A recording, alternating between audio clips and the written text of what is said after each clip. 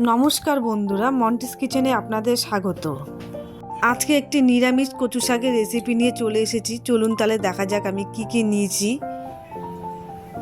নিয়েছি কচু শাক, নিয়েছি কালো জিরে, তেজপাতা, শুকনো লঙ্কা, কাঁচা লঙ্কা, ছোলা সেদ্ধ, কাজু, কিশমিশ।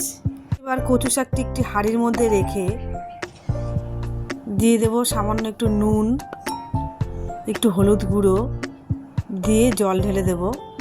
5 থেকে 6 মিনিট সেদ্ধ করে নেব। সেদ্ধ হয়ে গেছে, দেখুন কচু শাক সেদ্ধ হয়ে গেছে একদম।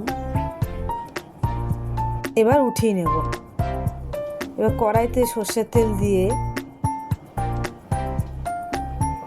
দেবো 2টো শুকনো লঙ্কা, কালো জিরে সোমবার, 2টো তেজপাতা, একটু নাড়াচাড়া করে দিয়ে দেবো কাজু কিশমিশ। আবার একটু নাড়াচাড়া করে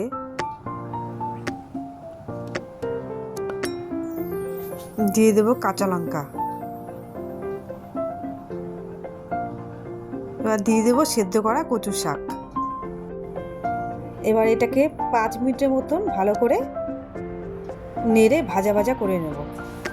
দিয়ে দেবো স্বাদ মতন নুন, হলুদ গুঁড়ো দিয়ে আবার একটু নেড়ে নেব।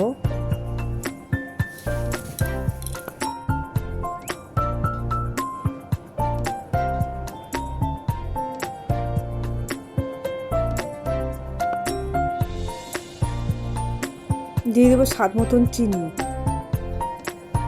এবার দিয়ে দেবো ছোলা সেদ্ধ। আবার একটু নেড়ে ভাজা ভাজা করে নেব।